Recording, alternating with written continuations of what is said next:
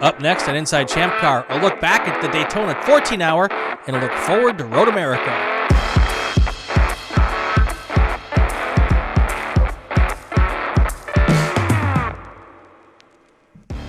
Welcome to Inside Champ Car. I'm Brian Bielanski, and he is...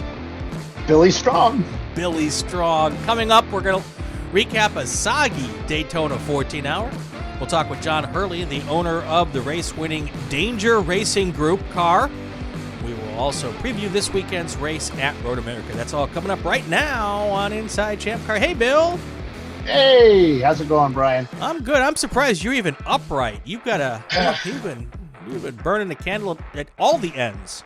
It has been insane. We did the 14 hours, which for us starts at about 5 a.m. Saturday morning. Okay. After about 3 or 4 hours sleep, because Friday I've got a lot of stuff I've got to do to prep for the show that we do, pictures for all of the folks that were at the track on Friday, and then we work until I think we got back to the hotel about 1 after cleanup, 1:30 or something like that, 2 o'clock. Okay. And and then we had to be up at 6:30 to go back to the track and finish cleaning up all our Flagtronics stuff here on track. And I had done mine the night before, so that just made it a lot quicker. Right. And then finally, about 8 or 9 o'clock, we got to head out of Florida. And I have a new grandkid, if you didn't know. So I did not. Congratulations. Yeah, stop by. I've got 5 total, and one of them, 3 of them are in North Florida, Jacksonville. So I stopped by to see them for an hour or so. Cool. And Ray and I headed home, and of course, you have those little issues on your drive home, but we kind of forgot some stuff that we needed for this weekend's race. Luckily, our ex-fearless leader, Mike Chiswick, he has an RV shop right next to the I-95. Okay. So we were able to kind of do James was ahead of us, and the Flagtronics gentleman was ahead of us. So they were able to drop some stuff off for us at Mike's shop, and we were able to collect it, kind of continue on. And we did that. And then all of a sudden, Mike's wife is saying, "Hey, come over for dinner." So what turned out to be normally like a 12-hour or 10-hour, 11-hour drive turned out to be almost 18 hours because, we stopped at Mike's and chatted for a while. We hadn't seen them in a bit, and got home about 2 a.m. And I'm still trying to recover for that. So fun times. There you go. Fun times. But we had an awesome race at Daytona this weekend. 14 hours. Started off awesome. Everybody's minding their P's and Q's. They head into turn 1 all packed up, and everybody makes it through the corner, and they do another lap. And that's when we start having massive passing under yellows. Like massive. Like, I don't know. Dana got really, really angry. Dana's the events director. We ended up black flagging the whole, or red flagging the race to clean up the issue that happened on track. There was I think one of the Chandler School Lotus Elise, it had lost an oil plug or something and dumped like 8 quarts of oil on the track. Oops. So they had to clean that up. So that took a while. So to keep things, running along as you do as a race director, Dana had one of those come to Jesus meetings, or Jesus, I don't know, something like that, along the front straightaway over the loudspeaker system. Now, I was up in the stands taking photos, so I couldn't really hear where the speakers were at the center of the track, but I was happy I was over there. Let's just say that. So basically, teams were told that if you got passing under yellows, it was going to be a 10-minute hold in black flag, and there were a lot of them. So, and after that point. So we still had a couple, but after a little bit, things settled down. People kind of knew what to do now. Gotta watch those yellows and such. So at the end of it all, Danger Racing comes out ahead. There you go. But we had a huge storm. Yeah, you go ahead. Well, as I say, I was lucky enough to be able to jump on with Paulie and Bethany. Thank you, and talk with them for, I think it was on for almost an hour. Yeah, a little over an hour. We chatted for a bit and enjoyed watching it, and we saw a bunch of cool stuff. The one that still sticks out in my head is the Boulder University of Colorado team. We had them on the in-car a lot while I was talking with those guys, and they were quick. At that point in time, they travel really well too. Yeah. They have a really big ChampCar program, enough to where they can get enough money to take the team. I mean, not just one or two guys; it's the team that travel all over the country. They've gone to California, which isn't all that far from Boulder, but they went kind of all the way down to Daytona. So yeah, that team does well. They have over 200 people in their program. And they have 3 race cars. They brought one this past weekend. Sure. But I think a lot of it has to do with the travel itself, because that's not cheap. No, it's not. It's not. And while coming to California is not far for them, they do have to pull over the Rockies. So that's not fun. That's not fun at all. So, but while I was sitting on with the broadcast, we were looking at the radar and we saw the rain coming. And it looked like a lot of it was going to the north by the time it got to the actual state of Florida off the Gulf Coast. But then Paulie pulled up another little web graphic that showed lightning. And I'm like, oh, that's going to be not fun if it comes to the track. And apparently after I had to run off, the lightning came, and that's what caused the red flag, right? Or one of them? Yeah, it was pretty insane. They have one guy that was just only watching the TV monitor. That was his job. Right. And as soon as it starts coming around, we got a warning over everybody's phone about sleet and hail and half-inch stuff. And the guys are making fun of me on the show thinking I was over-exaggerating. No, they were for real warnings. Yeah. And all I could think of was, oh, my God, we have snow at Road Atlanta for the last couple of years. We go down to Daytona, which is even further south, and it's going to freaking snow. But no, we had some pretty massive lightning strikes. A lot of folks on pit lane kind of daddled around as they try to cover their cars and tie down their easy ups to their fuel cans, which is not always a good thing to do, because guess what? That wind will lift those fuel cans all over. Now you've got these bombs flying through the air. Well, and when the lightning strikes your easy up and goes right down through your guy wire to your fuel tank, that doesn't sound like a good idea either. No, we didn't want to get into the science of it, because a lot of these guys just aren't scientists, and you use too big a word like guy wire, and they just stiffen up and like, what are you doing? But yeah, so we had a little bit of wind, a lot of lightning, and it took one big lightning strike on the scoring tower to send everybody running. Yeah. Same thing happened last year, and I swear to God, it happened 2 years ago too. They just until the lightning hits and boom. Usually I always thought that by the time it hits, it's too late, but I'm not a weather guy. So. There you go. So that was what, at about the 5-hour mark, probably, I'm guessing? I have no clue. Yeah. It was like a million o'clock. Got it. Okay. We had a lot of dry racing. It was actually good. Then all of a sudden we didn't. So and then you got back to racing. Do you have any kind of recollection? I know it's hard for you, Bill, but it was like 3 hours, 2.5, 3 hours. We were in red flag. So, right. So you probably had a good 6 hours left when you got back to the racing. Yeah. Oh yeah. Yeah. So as soon as the lightning hits, you have to wait 30 minutes. Right. So I think we got up to 29. We were ready to send people out. We were getting all the corner workers in place. We had another strike. It's like, no. And this happened twice. Yeah. Yeah, we were over the 30 minutes. It happened again, and then it just went away. So, but yeah, it was a fun race, man. Once the sun goes down, that track is well lit. Yes, it's not dark like VIR or Charlotte. And Charlotte's really dark in the middle, but this track has a lot of lights. But I bet you if you ask those racers, when you're doing 100 miles an hour, 110 miles an hour down from the International Horseshoe to the inner loop down there, it's dark. Yeah. So, and I was in a couple of spots. I just remember looking at I was on the International Horseshoe side. And I remember just watching the cars go by, and all of a sudden in the background, I saw this car just shoot across the track into the middle of the grass. It's like, man, you were just going way too fast to make that turn. But we had a bunch in the wet. So, and once you hit that wet grass, man, you just went flying. And the Ferrari Challenge folks are there this next weekend. Right. And for some reason, Ferrari guys don't like a dirt tri-oval. So before us, they have this big motocross thing coming in, and they fill that tri-oval with dirt and mountains and all kinds of stuff. They have these motocross things. So we've always been there when it's been just dirt. They take it all away and it's just dirt, no grass. Right. Well, the Ferrari guys, no, can't do that. We have to have sod. So they put out all this sod on the track. And Ray and I took the Thursday we got there early. We took a tour of the track, and I remember us like driving out on the track, and I'm like, oh my God.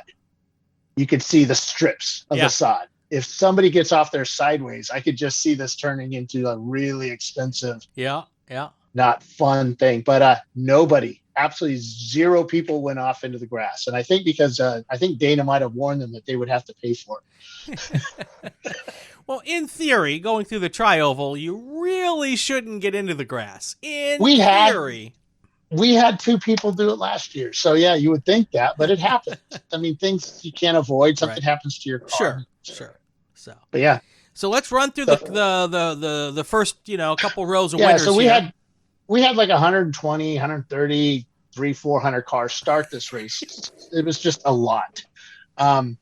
It was a ton of cars. So I'm just going to do the top 10. So we'll start at 10. Legacy Autosports in their 2000 Mazda Miata took 10th place. Blue Steel, I love that name. Blue Steel, the 990 car. Mazda Miata took 9th. A Mazda Miata at Daytona against some really big competitors. Yeah. Floridians returned after a big crash at the opening minutes of the Sebring race. They put that car back together, got it working again. Their Porsche 944 finishes 8th and first in D class, I believe. It's a turbocharged 4-cylinder, so it's just doing D class. 900 Racing, Mazda Miata finished 7th. The WeBe Racing's BMW finished 6th. Team Jackie X, who has won this race in their 96 Mitsubishi 3000 GT, took 5th. Marathon Coach TLM Racing's 2000 BMW 325i finished 4th. Rotary Rocketeers, oh my God, these guys were so fast. I mean, it was so fast going. They said they could stop that car on a dime, and it was insane watching them go into turn 1. It was like light speed and then on the brakes and turn. It was just insane. Just passed so many folks. They took 3rd place. Team London, that is Tommy Byrne's car. Tommy Byrne from Crash and Burn. Okay. The Formula One story. Tommy was at one point in life ranked better than Ayrton Senna, or was faster than Ayrton Senna. Tested in a McLaren, but just had a difficult story and didn't get the ride. But you got to watch that movie, Crash and Burn. It's on Netflix or one of those streaming services. Yeah. Right. It's such a good movie, and especially when you know the guy. And the Team London was named after Peter London. Peter died. Sounds like he should be a guest. Yeah. Oh, he will be. I talked to him about it. Cool. So and he actually listens to it too. So awesome.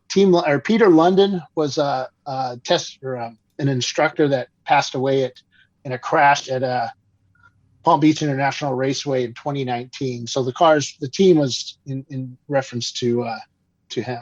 And then, of course, Danger Racing taking the win.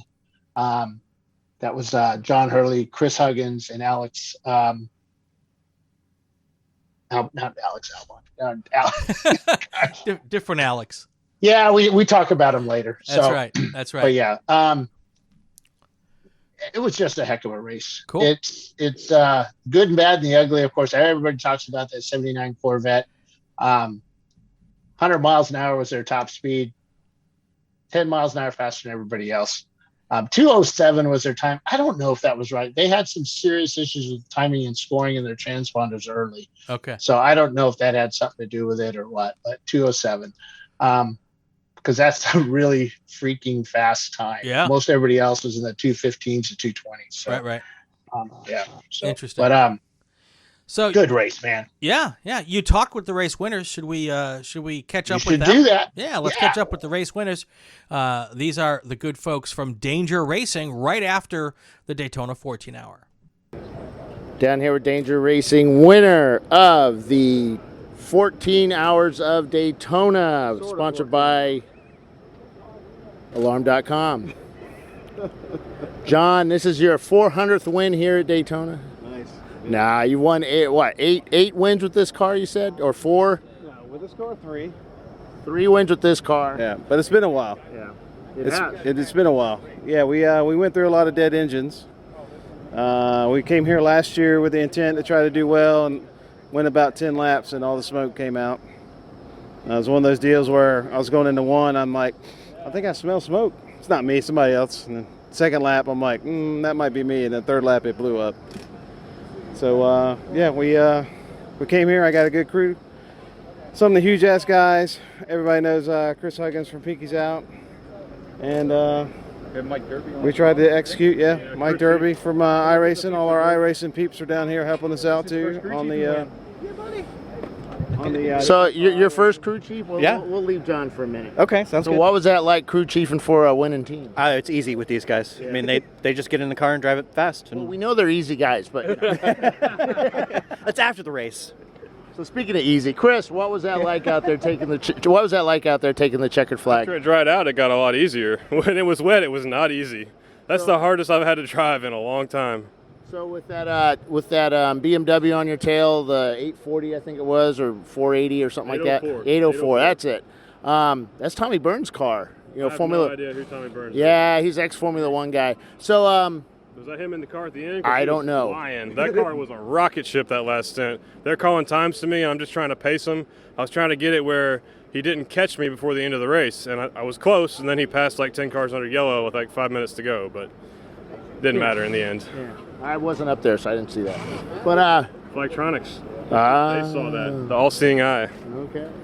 So what was that like driving this Toyota? Because you normally drive German stuff.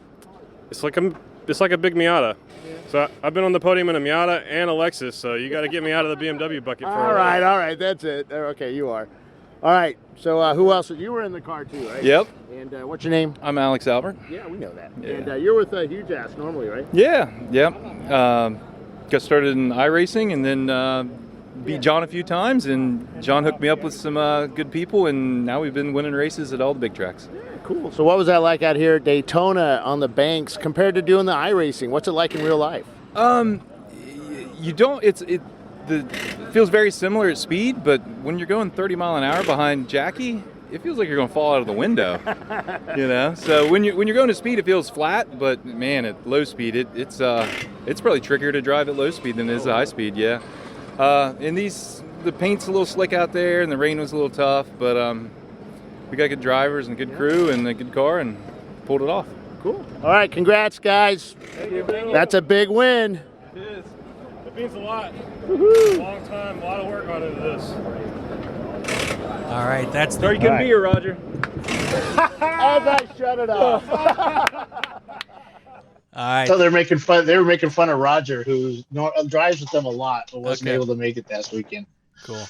All right, those were the guys and gals from Danger Racing Group. They were the winners at Daytona this weekend. Anything else we want to wrap up on Daytona before we get to one of my favorite parts of the show? No, it was good. We'll be back next year, and Cool. It'll be fun again. Maybe one day I'll be able to try and racing it again. Maybe you and I should do this next year. Yeah, We should get just me and you. I think we should. Just me. In the Opal. Yeah. Just piss everybody off. The out there. Inside ChampCar podcast car. Yeah. I think we've got to create something that's not an Opal.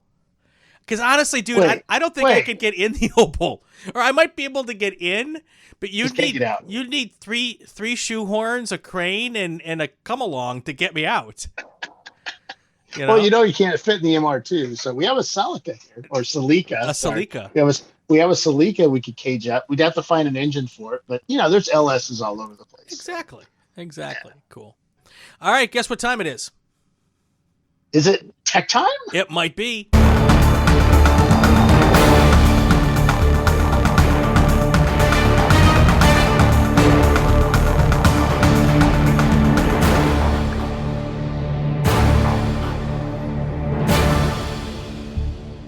I don't care what the tech tip is, but the music's awesome. Oh, it is. Good choice. All right, what do we got? Well, today's tech tip. So we had one of our friends and racers, Ed Steinhoff. You'll read about Ed on Grassroots Motorsports coming up in the June edition. Okay. We have a whole ad in there for Ed, and that takes you to a video. But Ed was a flaming candle this weekend for just a minute or so. They had an accidental fuel leak on their vent. It poured fuel onto their brake rotor. I'm hearing this secondhand. Okay. And I'm going to try and get him on and do an actual interview with him. Sure. Just him and I, and then we'll play it back for during the show sometime. Yeah. Just a quick interview of his experience. But basically, I think it hit the fuel, or the fuel hit the brake rotor, and poosh, Ray said that he said he was standing there with the fuel jug in his hand, and just the surrealness of the flames all around him, and then a flame shooting out the top of his fuel can. Oh, but his mind is telling him, now remember, all this is happening in microseconds. right. So his mind is telling him his team has him. And sure enough, poosh, the guys extinguish him. A couple of fire extinguishers from over the wall. And this is where I'm going to get to the tech tip. Got it. We were pitting 3 cars deep into each pit stall. Right. So 3 cars per pit stall. I think that, and this helped save Ed and his car. They were out racing just a little bit later after a quick cleanup. Is that there were people with other teams there watching what was going on. They weren't buried into their phones. They weren't just standing around contemplating whatever. They were actually watching his pit stop. So that allowed them to grab another fire extinguisher to help put out the fire. And it took 3 bottles to put that fire out. Yeah, yeah. So, and that's 10-pound bottles each, not those little tiny, 5 pounds. street. Yeah, these are 10-pound bottles, Nice. ABC bottles. So, when a pit stop's going on and it happens next to you or to the right or to the left of you, or even just in the same stall you're in, watch your teammates, watch the other team. Yeah. Watch what's going on, because these things can happen in an instant. And it's you can save somebody's life, you can keep from getting scarred, and they can go to work on Monday. That's right. Really, really important. The other part of it is we see so many times on pit lane, people that don't, remember, we do this on the low dollar side. So we usually have our friends or family come down and help us. And most of them have never lifted a fire extinguisher in their life, let alone try to put out a fire with one. They don't know what's going to happen. They don't know how to hold a fire extinguisher. We see people pick it up like a baby. They pick Right. it up thinking that if they pull the handle up, that it's going to set it off. It's not. It's, the handle on the bottom doesn't do anything. The top handle does.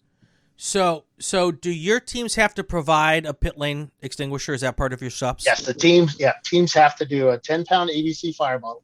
So or they can use this little tiny bottle from Lifeline, but most guys have the 10-pounders. So that bottle needs to be recharged every year or 2. Yep. So I always tell people is before you go get it recharged, go and pull the pin and put something out. Get your team together and go have I always say have a little fun, but it's serious stuff. But start a little campfire, put a fire in a little little grill that you take to the track. No, don't do that, because then your food's going to taste like No, don't do it Halon. to the track, because No, I'm talking about the grill. I don't care about the track. Yeah, don't put the Halon in your grill, because then your burgers are going to taste like Halon. You don't want that. But you know what I mean? Yeah. Start a little Halon's you can't use that anymore. But but whatever you're using now. And have your crew, pull the pin and squeeze off the fire extinguisher, just so they have an idea what it is. Well, that's one of the things that we used to do at fire schools. Is every year we would have all the workers would get together and before the season, and they'd start a car on fire, and we'd all take turns emptying all of the fire extinguishers, because they all had to be recharged anyway. And that was a ton of fun. There was firefighters there to watch us do it and show us what was going on. So you're absolutely right, So one of the things that happens too is that, we throw our fire bottles in the trailer. We just set them up in there and strap them to the wall or something like that. As you're going down to the road, all that powder inside is compacting into concrete too. So every now and then we would take them and kind of turn them upside down and bang them on something. But because it turns into concrete. Yeah. And it doesn't, you might not get all of that. Yeah. Yeah. And because you never use it, but when you do need it, you hope to never use it. Yeah. Yeah. So, but the tech tip is learn how to hold the fire extinguisher. Don't be afraid of it. When you hold the hose, don't hold it up by the neck, because what happens, you're going to squeeze that thing. That nozzle is going to come and flip you in the face. So you hold the nozzle, and that way it's easy to point if you're right-handed, use your left hand to point the nozzle. Well, and your advice about looking after your fellow racers is also fantastic advice. Yeah. I've seen lots of fires on TV, watching races for over the years, and you almost I mean, I can't think of a single fire on pit lane where you didn't see the other teams jump in with everything they've got to put that thing out because, you're competing, but in the end, at the beer party, you're friends, Well, I mean, even when you're competing, you're probably going to work with one of those guys one day. Yep. It's just teams move around, but it has nothing to do with really that. It's just it's the right thing to do. Just help. Yeah. And we had a lot of that this weekend, and I want to thank all the teams that helped. That was pretty awesome. And then once it's all over, you have to clean. There's a whole process of cleaning that stuff off because everything on your car will corrode. And I know this because my Opel caught on fire during a red flag for a fire, and it wasn't me. Driver flooded it, carburetor fire. And you can see the flames coming out from under the hood. It was so bad. But people don't realize that 2-barrel carburetor that's tiny, most cars is like this big, huge on that Opel. So, but there's I think 50 fire extinguishers got emptied that day onto that little tiny car. And I think they were just trying to get it to stop racing, Well, that's what happens when your internal combustion engine becomes an external combustion engine. But we were out racing 30 minutes later. But do that, and it's really important. Practice with your fire extinguishers, or at least have some sort of help at learning how to do it. Hell, if you have a volunteer, most of us live rurally, so you have a volunteer fire department. They would love to do some training with you, or even just your local fire department. Say, hey, I'm going to a race. How do I use this thing? Yeah, and they'll help you out. They love doing that stuff. So cool. All right, anything else before we head to town here? No, I think that's about it. So, real quick, Bill, we got a great interview coming up. I had a lot of fun. Yes, we do. We're about to take a little break, but when we come back, John Hurley, the owner of the race-winning Daytona Danger Racing Group, they just won Daytona. We'll talk with John when we come back. But it did not impress his wife. Oh, that's true. We'll hear that. We'll hear about that. All coming up next on Inside ChampCar. Every race weekend, you don't know what's going to happen. But with ChampCar.live, all the action comes right into your living room. The ChampCar Endurance Series is North America's home to real competitive endurance road racing. And ChampCar.live brings you live, full race coverage with in-car, trackside cameras, interviews, and expert commentary. And ChampCar.live brings you live, full race coverage with in-car and trackside cameras, interviews, and expert commentary. Check out ChampCar.live on the web, subscribe, and ring the bell so as not to miss a single minute of the action. It's fun, free, informative, and it's just a click away. ChampCar.live. Come check us out. We bring you a front row seat, but you'll only need the edge. Welcome back to Inside Champ Car. I'm Brian Bielanski. He is Bill Strong. And we are getting ready to sit down here and talk with, actually we've always been sitting down, so to say that we're getting ready to sit down would be a bit of an exaggeration. But anyway, joining us now is John Hurley.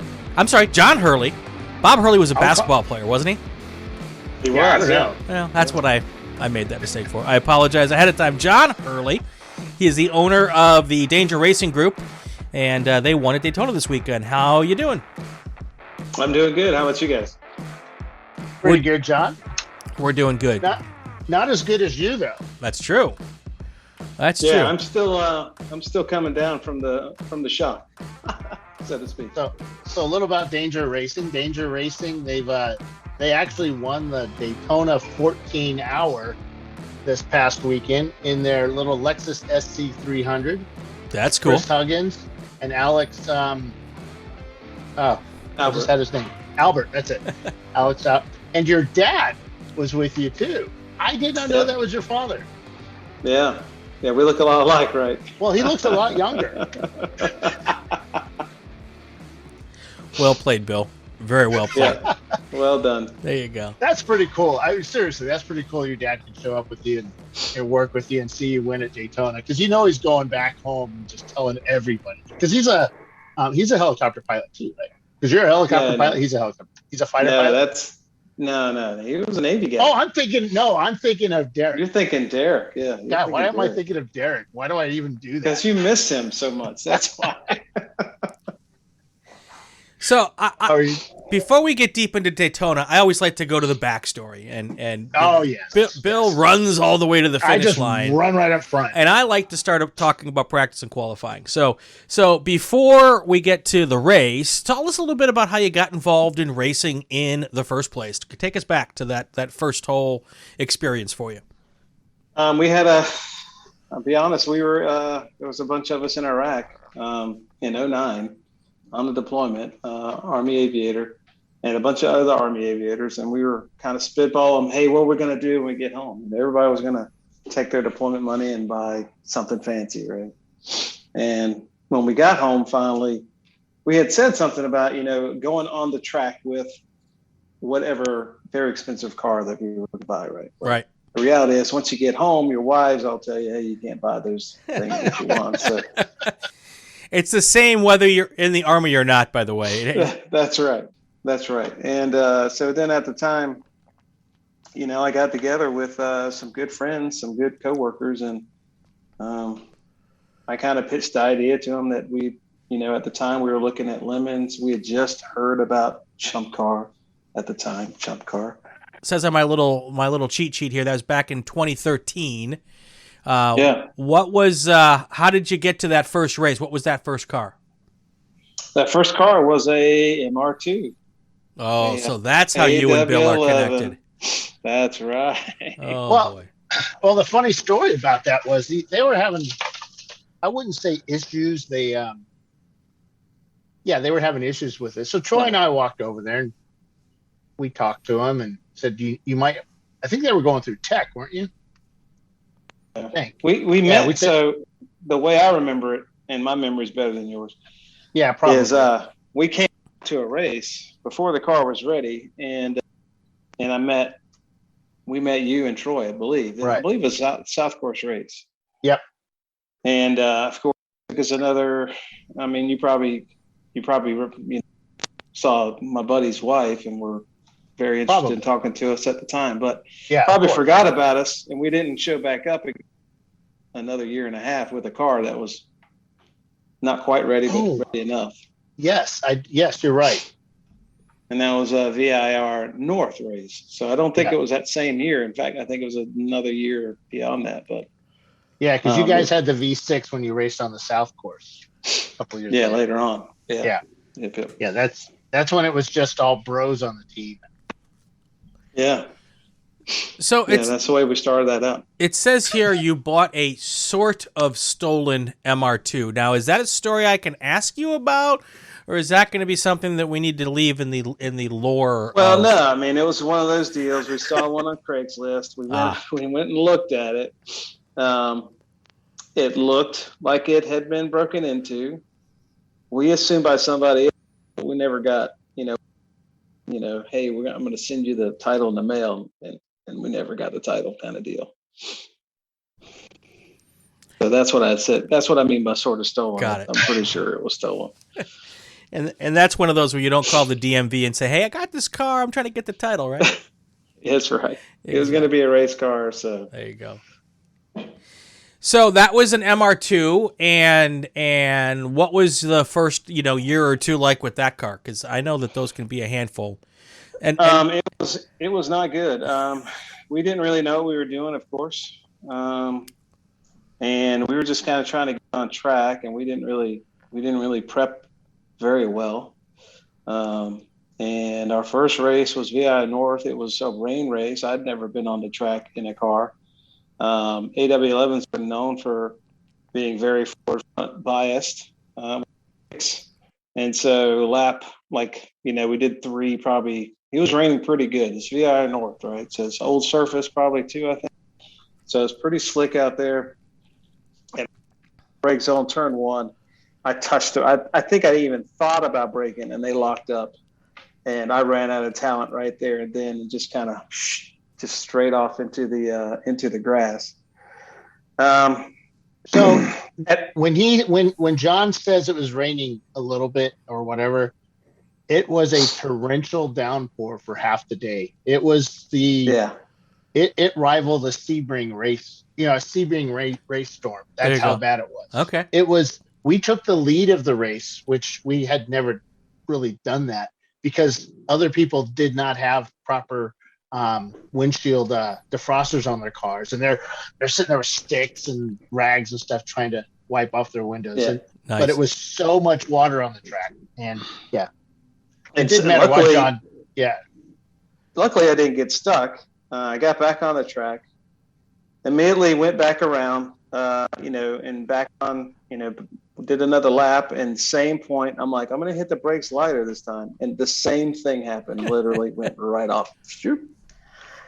And then I kind of figured out, but unfortunately, the car only made it maybe like 10 more laps. And then it geysered the head gasket pretty good. Yeah, so if in 10 laps in the rain, which means you're really not going that fast, if you blow your head gasket, that was a tired motor. Yeah. No, it was we learned right then and there, like, if you want something done right, you probably have to do it yourself, because we paid a guy to build that motor. Oh. We paid him to, once we installed it back in the car, we actually sent it back over to him and said, hey, look over this thing, make sure we got everything set up right. And, he took our money, but I doubt he ever did anything to the car. So I assumed the base timing was quite a bit off. Yeah. So then you swapped it over to a V6, and then how long did you keep with the MR2 before you got smart and got into the Lexus? The V6 we were having fuel pump issues with the V6, and we already knew that it was faster, but we knew we were not going to win with that chassis. And we actually got an SW20, the same kind of that Bill had, and we got a chassis. But then somewhere along the way, I'm like, I do not want to still have a fuel issue, even with the better chassis, because we knew we could. We knew that Bill and Troy could be strong when they prepared the car well, but we always knew they were fighting fuel. At that time, I think maybe Kevin Smith had won a race with an SC300. Yep. I'm not sure, but he was up there. He was always competing, so I don't know if he'd actually won with it, but he may have won with it at Sebring. So. It was a 400-point car when I bought it. Right. And before I even could get it stripped down, it became a 500-point car. Oh, because Kevin won Daytona with it. Yeah. So when did Bethany Barton leave your team? Because she was with the MR2. Did she ever come over and drive with you guys? She never drove the Lexus. I mean, they've got, at the time when we first did, they had one kid. And then very quickly, they had 3 kids. Yeah, well, Bethany seems more like a Lexus girl than a Toyota girl. So. Maybe so. But I still plan on trying to get her on the track at some point again. I talk about Bethany a lot because she's a really cool gal. She's a colonel now, isn't she, in the Army? She will be shortly, I think. Shortly, yeah. Sometime maybe next year, yeah. Flies helicopters, crazy woman, really nice. And her husband races on the team too, so I like messing with him too. So. Yeah. Yeah, but 3 kids. She drove the MR2. The last time she drove the MR2 was at VIR, the South Course. Yeah. She was faster than you guys too, I think. Yeah, we put her in there. I don't know if she was faster than us, but she wasn't slow. I mean, none of us were that good anyway. Let's be honest. I look at old video myself, and I'm like, that wasn't very good. So you said you look at old video. Do you compare the old videos to the new videos? Because I mean, now that you've been doing it for 5-6 years, hopefully there's some improvement there, right? No, none of us ever had any instruction of any kind, right? Other than maybe playing some Forza or something like that. We'd never driven up. Yeah, we've I've luckily been around some good racers and picked up a few things. Just trying to get faster. Have driven a number of different cars. MR2 is a good car to kind of figure out what not to do on, because it punishes you for being sloppy. Now, is that about the time that Chris and Roger came on? Roger Cohen and Chris Huggins came on with you? Yeah. Well, you're connected to that whole story, Bill. Uh-oh. You and Derek, because we were at AMP with Derek's car. Yeah. And our friend Derek, who had been on our team to begin with, decided he wanted to build his own car. He got a Celica, 2JZ, swapped it, and we drove it at AMP. Yeah, we did. Yeah. He had bought some suspension from I don't know who, but anyway, he was having it broke. Remember, Bill? It broke on you. Parts fell off, and I went towards the fence really, really quickly. Yeah, like the whole front wheel like came loose. Right? I think it was left front. Yeah. And not just that, but the rear diff ran out of oil too, and for some reason I forgot my earplugs, and I don't think I've heard anything as loud as the differential squealing as you're going down the front straight at 110 miles an hour. Yeah, and it wasn't a slow car. Just I think that's why I broke that. I think that's why I broke that.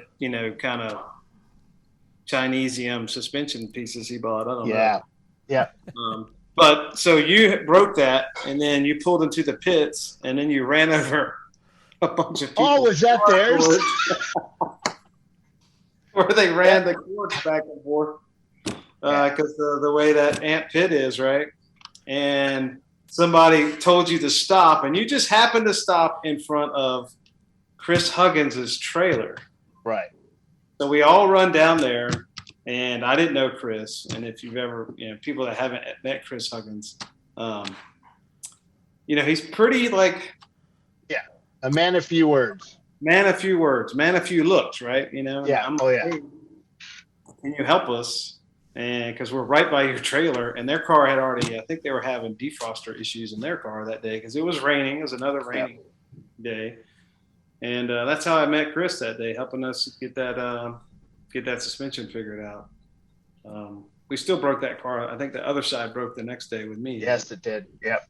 And that next day's, I can't remember if that was a Park for May race that we did that year. It was a championship race. Yeah.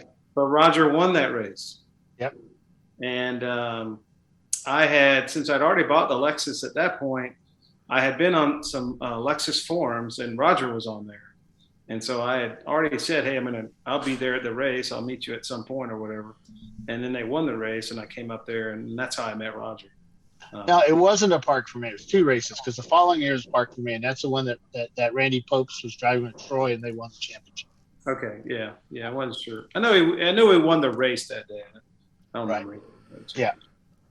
So moving forward to just before we get to this year, your experience last year at Daytona probably didn't give you a ton of confidence going into this year, right? No, last year Daytona was, kind of a heartbreak. You go through a period where our first two wins were at AMP at a doubleheader. We won both days against good teams. Yeah. And it was kind of an easy. It was kind of an easy. It's when you win, sometimes they're just easy days, right? Where everything goes right, you get all the good calls, the flags all fall in your favor, kind of deal. And that's kind of what happened those 2 days. And then some maybe not as well engineered parts on the car started to fail, and we started having quite a few failures with the car. And so we tested really hard for Daytona last year, but maybe not hard enough because Daytona is special, right? Daytona is you're in fifth gear doing a 30-second dyno pull, right? And it was pretty heartbreaking. I was out there in the car was feeling good. I did notice for some reason it wasn't going much past like 135, 133 miles an hour. Man, it felt like it's hitting like a wall. So I was calling in the pits. I'm like, hey, is the hood coming up? What's going on? You see anything? And Chris Huggins was on the radio. He's like, no, I don't see anything. And then I'm breaking into turn one. Like this is 5 laps later. I'm breaking into turn one. I see or smell a little bit of smoke. And I'm like, it's somebody else. And then the next time breaking into turn one again, I definitely smell smoke now. And I still kind of convince myself it's not me. The third time around, I can see it coming through the firewall. And I'm like, this is not good. And that time around, I see as I'm braking, as I'm getting back on the throttle, coming through one, smoke just pours out up from under the hood. And she cut off, and that was it. So I think 10 laps. I think Jackie led more laps than I did. She did more laps than I did that day. That's tough. That's tough when you go to a big track like that. We have so many cars, and you're prepared. You come off a good record for the year, and it's doing well, and then boom, it goes kaboom, and it really sucks. I mean, it's a little demoralizing sometimes. Just to pick yourself back up, and how do I get it back? Yeah, and any confidence you have going in, I mean, it totally deflates you. I was definitely in one of those deflated, situations. I wasn't ready to quit, but man, it hurt. It hurt the pocket. It hurt the pocket. Yeah, when your teammates are all standing there like, man, I've been telling my buddies I'm going to be racing here next week, and boom, I don't even get in the car, because I have one like that too, and he still rubs me, about that. So, but it's So so this year, you guys take the lead after I forget how many laps, about halfway through the day, wasn't it? No, I think it was halfway through the first stint. Yeah, that's right. Yeah. So you take the lead, and it kind of goes back and forth between you and GBU and a couple other cars. And but it all happened at the end. I mean, that's where it really matters. You cross that finish line ahead of everybody. What was that feeling like? Who was in the car last? Oh, Chris wasn't he? Yeah, put Chris in the car. Was he giving you because Chris is a very experienced winner. He's won a lot of races with ChampCar. Yeah. Does he still worry in the car, like, hey, I hear something or whatever, those last 20 or 30 minutes? I mean, he doesn't, I've been lucky enough that, when I started racing the Lexus, Chris came on pretty early and said, hey, I don't really like you, but I'd like to race your car. It's kind of one of those deals. I don't know, I pick on him because, he's always giving you that blank stare, like, I don't know if this guy really likes me or not, right? But he's been, as my, the other partners fell away, and then my good friend and partner Chance Barton, when he got really busy with his kids and was having some medical issues. Chris was there to help me out because I don't really have the shop, storage area and stuff like that, and I needed some help with that. And he, of course, he likes racing. He loves racing, and we have been racing together now pretty much solid for the last 3 years. Yeah. So, and he had a lot of success with his E30s, and here's the Lexus giving us all kinds of issues, right? So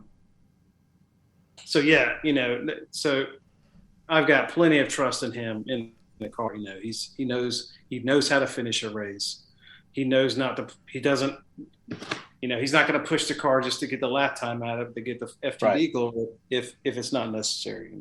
You think he could have beat the GBU car? No, no, not a chance. Nor the Mustang in outright speed. There's no. I think we were sort of close to the Mustang, but the GBU car was another level altogether. Yeah.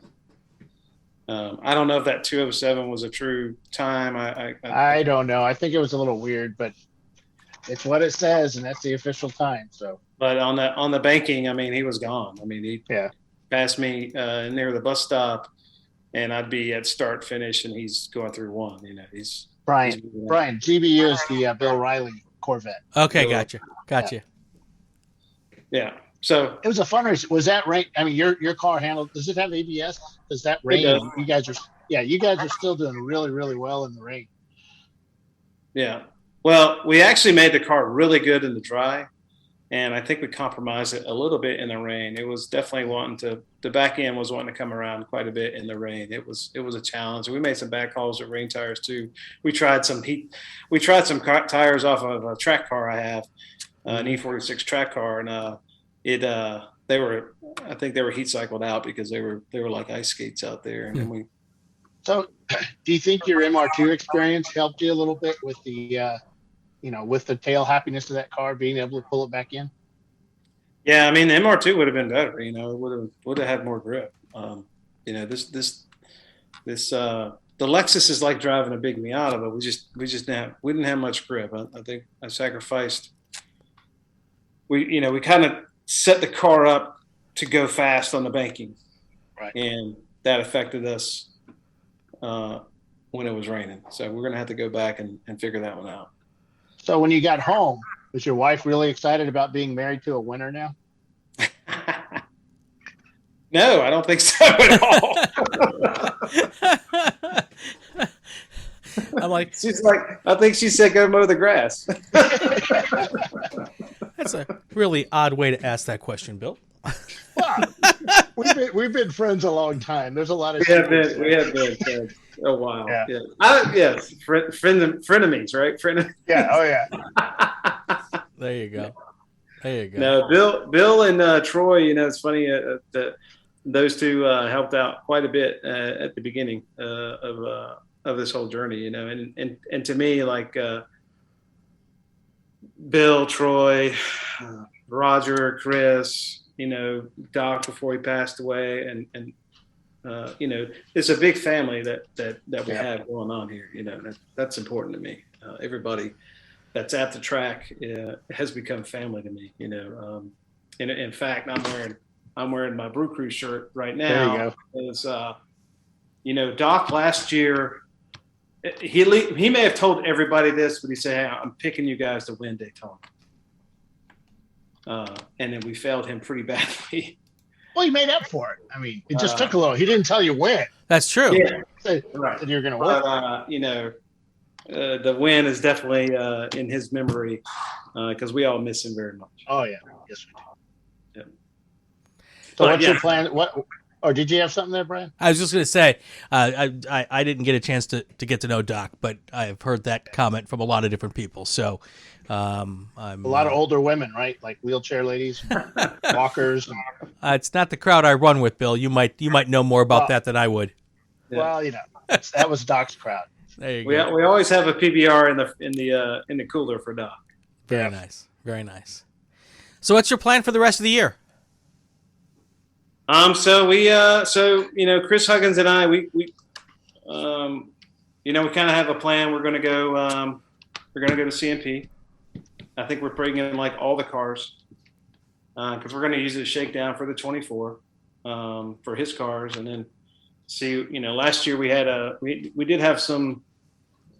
We knew we had an issue with the car beyond what we thought killed it at Daytona last year at CMP. We had a kind of another issue.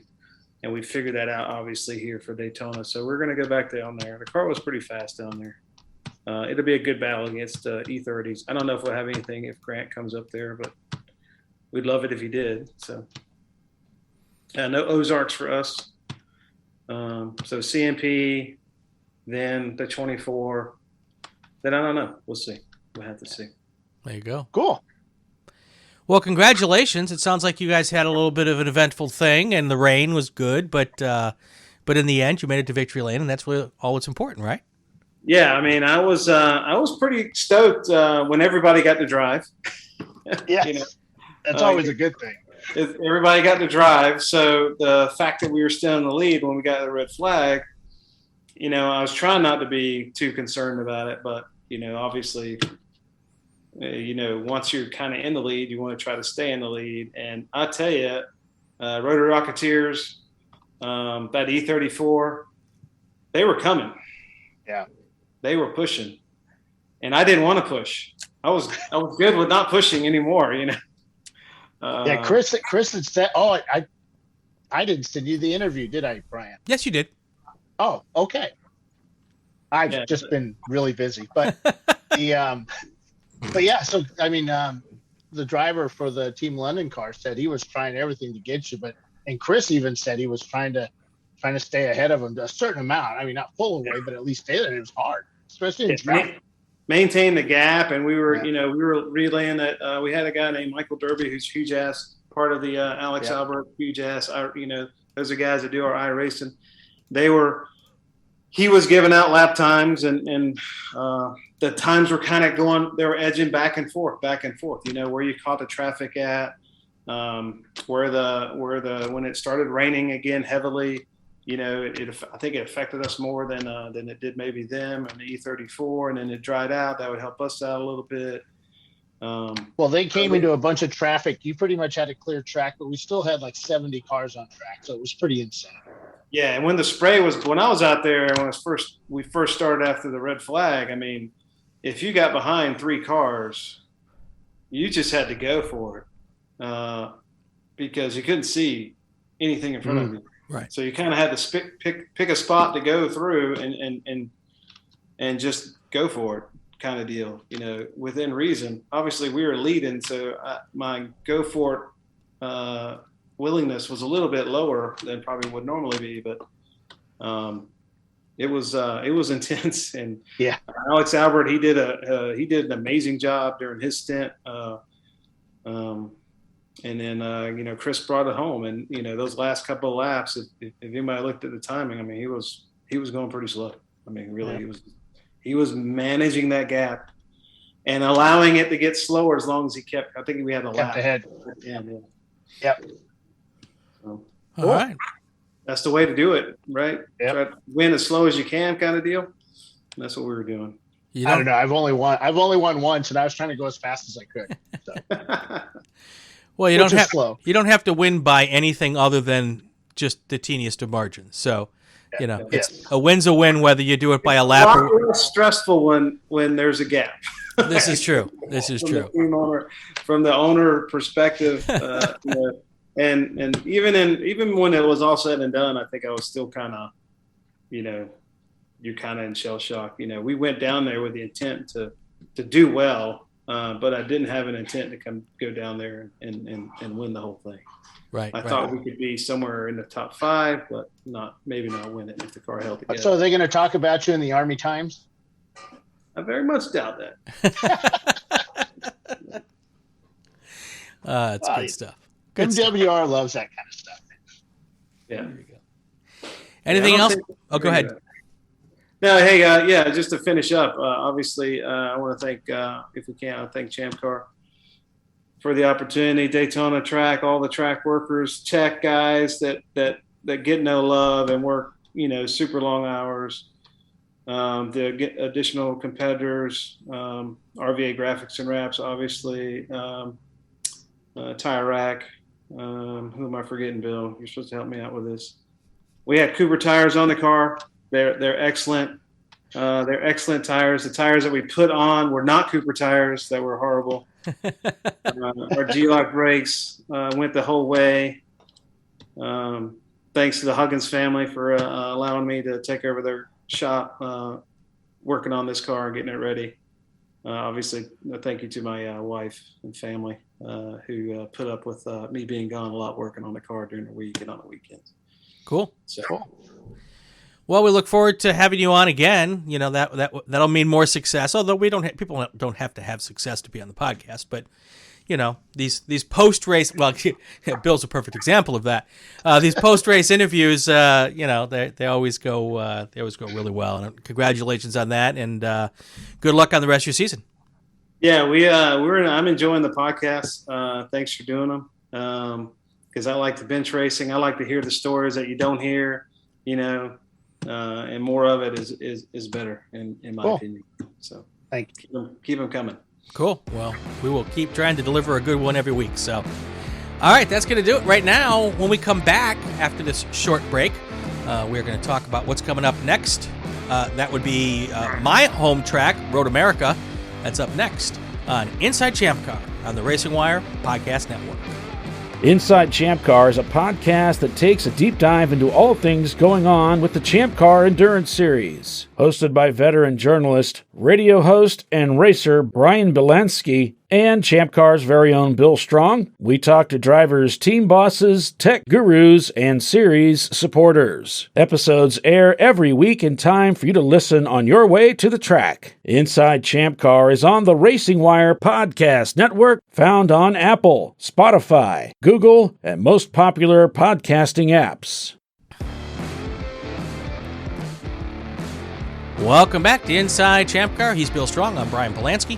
And we are now getting ready to wrap up another great podcast. Before we do, at least I think it was a great podcast, we're going to chat with Bill here about Road America in the beautiful hills of the Kettle Moraine Forest, not far from the Great Lake of Michigan.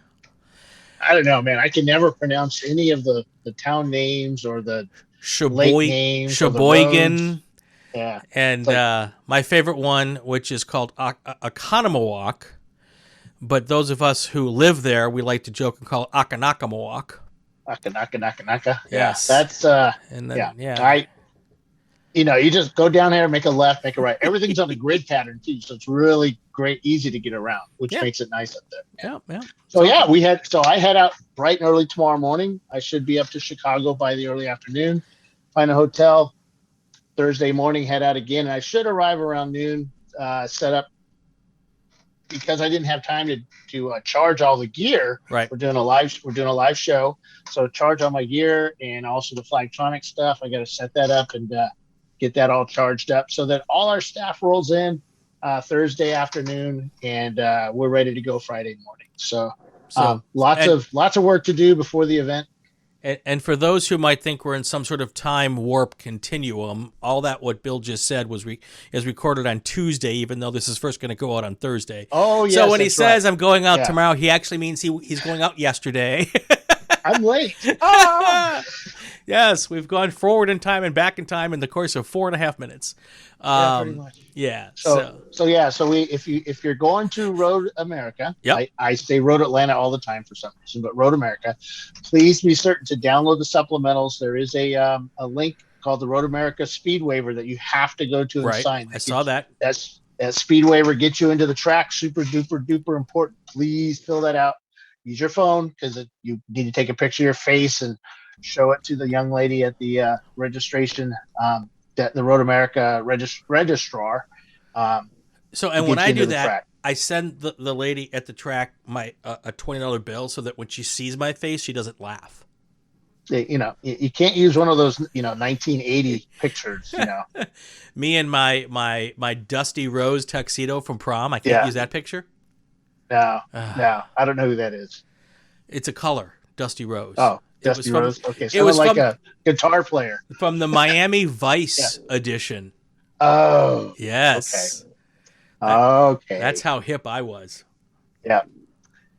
All my stuff was in the late 70s. We had the disco edition, everything. So love it. Yeah, you can't find those pictures. Oh yes, we'll get them. Test and Tune is going on Friday. Okay. That's a track hosted Test and Tune. Okay. So please contact the track. Registration is $425. The early pay ended yesterday for that. So make sure you do that. Pit vehicles, there's a $25 pit vehicle pass for scooters, golf carts, things like that. Segways, hoverboards, one wheels, rollerblades, non-motorized, motorized skateboards, roller skates are not permitted at Road America. They just take all the fun out of those killer hills. Of course. I mean, garages are still for rent, $550 for the weekend. Lots going on in the SUPs, so take a look. We got camping, camper hookups, $50 for those. And no kids under 18 allowed on pit lane. Supposedly it's supposed to snow Friday. So is it really? Who knows? Yeah, so no bikinis on pit lane or mankinis or whatever you call them. So make sure you dress warmly for all you Southerners going up there trying to get your first event at Road America. It gets cold. I had to stand on my suitcase just to pack it from all the cold weather gear and all the layers. So, but yeah, just it'll be a fun event. I think we have 34 cars signed up. There may be a couple more. I heard today that there may be a couple more signing up. So we'll be close to about 35, 36 cars. Most of the guys entered have all been there before. You even have an MR2 registered, the Asteri Motorsports. But I think any of the Nissans, JSK Racing, I think they've won there before. Those Nissan are fast cars. Well done. The premium dudes there with their Honda-powered BMW, they've won there as well. And, of course, everybody's favorite, Stinky Rat Trap Racing and their Audi. Nice. Yeah, it's got a stinky rat on the back of it. There are two idiots in a garage in Sheboygan Auto Helpers. Those guys are always fun with the Volkswagen GTI. Lots of good teams there. And the great thing about going up to Road America is what, Brian? You won't have to worry about overheating. No. Well, that too. But the food. Oh, yes. Yes. So, Yeah. Bill, you have a couple of requirements while you're there. Yep. Okay. Yep. The first one is you have to have a double brat in my honor. Yep. Okay. Yep. The second thing is you have to have some cheese curds. Yep. I do like those. Okay. And so if you get those two things taken away, and if you really want to get the full-on Wisconsin experience, okay, Wisconsin, because that's where I'm from. Mm-hmm. Wisconsin. On Friday night, you need to go find a fish fry. Oh, yeah. Okay, so ask your hotel, the people at the hotel, they'll know exactly what you're talking about, to say, where can I get a good Friday night fish fry? They'll tell you right where to go. They might send you to Siebken's. I don't know if they do. I'm assuming they do a Friday night fish fry. They used to be. The COVID stuff kind of screwed up everything. Right. But if they don't, I'm sure wherever you're staying, just ask the people at the front desk, point me towards a good Friday night fish fry. That is what you got to do Friday night, okay? Well, our favorite, absolute bar none favorite, out of all the racetracks we go to, Schwartz's Supper Club. Oh, there you go. Oh, my God. I bet you they've got a Friday night fish fry. They might, but we're going on Saturday. Okay. Our playbook says Saturday for that. All right. And, love that place. I may even take the time because I know you're busy. Maybe I'll find you the place to go for a Friday night fish fry. Perfect. I think Chelsea would love that. That's her event. Let me work on that for you. So now I've looked at the weather. You're right. There is a little snow in the forecast. But do you want to know what the forecast is for me this weekend at the Long Beach Grand Prix? Crickets. Let's just say there's no snow in the forecast. It's going to be like 90, isn't it? No, it's at the beach, so I know. It'll be 90 inland, but we've done a couple of shows with ChampCar at the Long Beach Grand Prix in the what do they call it, the fair area? Where all the vendors. Yep. Yeah, Expo. That's it. So we've done a couple of those, and I love that event. But we have race weekend, so we can't do it. I got you. So that's where I will be this weekend while you're freezing your pachucas off. I'm going to call you and hang up about every 20 minutes. That's not very nice. All right. Anything else before we get out of here? No, just have fun. We had a great time in Texas. Sorry. That was Daytona. Florida. Yeah. I had a great time in Florida. Hung out with, some great people I work with, and hung out with lots of racers. A lot of folks talking about how great this show is. They said it would be better without that one guy on the show, but I don't know who they were talking about. I don't either. But sorry, Brian. But no, they love the show. Good. And they said we're doing we're doing well with it, and I just wanted to pass that on to you. Oh. Said you're just pressing the right buttons, man. That's all that counts. All right. Well, you're entertaining. I'm glad that check I sent them worked. So that's awesome. Sponsored check. That's awesome. All right, man. All right, that's going to do it for this episode of Inside ChampCar. If you like what you heard, subscribe to the podcast so you won't miss any episodes. It'd also be great if you would share it on your social media channels. You can comment on the ChampCar Facebook page, only if it's a good one. If it's a bad one, put it on Bill's personal page. We have new episodes every week. He's Bill Strong. I'm Brian Bielanski, and you are listening to the Racing Wire Podcast Network.